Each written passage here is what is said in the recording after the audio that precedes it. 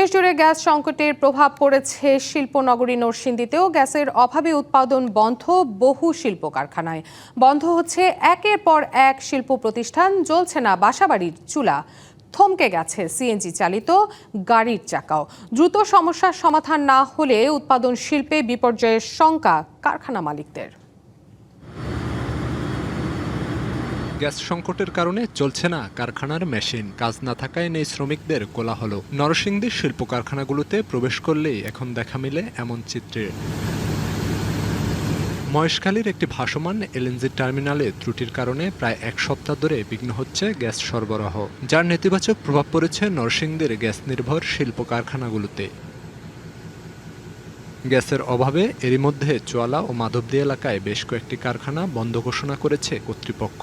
যেগুলো চালু আছে সেখানেও উৎপাদন নিম্নমুখী। সময়মতো পণ্য ডেলিভারি নিয়ে দুশ্চিন্তায় কারখানা মালিকরা। যেখানে গ্যাস প্রেসার থাকে 20-25, সেখানে গ্যাস প্রেসার আছে মাত্র 2-3।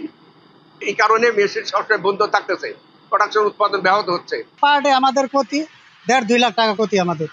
আমরা চাই এটা যেন চালু হয়।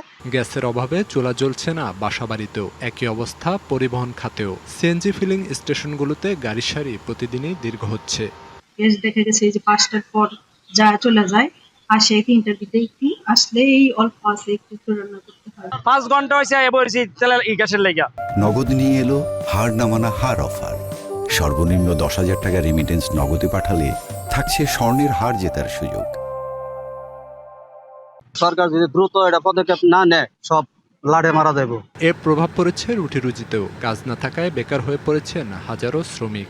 উৎপাদন বন্ধ থাকলে তো আর একটা ফ্যাক্টরি চলে না। মেশিন বন্ধ থাকে, ওয়ার্কারের সমস্যা হয়, এখানে আমাদের বেতন নিতেও সমস্যা হয়ে যাবে। ঘোড়াশাল সার কারখানায় অগ্রাধিকার ভিত্তিতে গ্যাস সরবরাহ করায় অন্য খাতে ঘাটতি বেড়েছে। দ্রুত সমস্যার সমাধান হবে আশা তিতাস কর্তৃপক্ষের। বিদ্যুৎ কেন্দ্র আছে, ফার্টিলাইজার আছে, এগুলো গ্যাস দেওয়ার পর আমরা সেগুলো এখন অন্যান্য জায়গায় গ্যাস সাপ্লাই করছি। আমি যতটুকু জানি যে বাইরের এক্সপার্টরা আসছেন, মেরামত হওয়ার পর্যন্ত আমাদের অপেক্ষা করতে হবে। গ্যাস সংকট নিরসনে দ্রুত কার্যকর পদক্ষেপ নেওয়া হবে, এমনটাই প্রত্যাশা সংশ্লিষ্ট সবার। DBC news desk.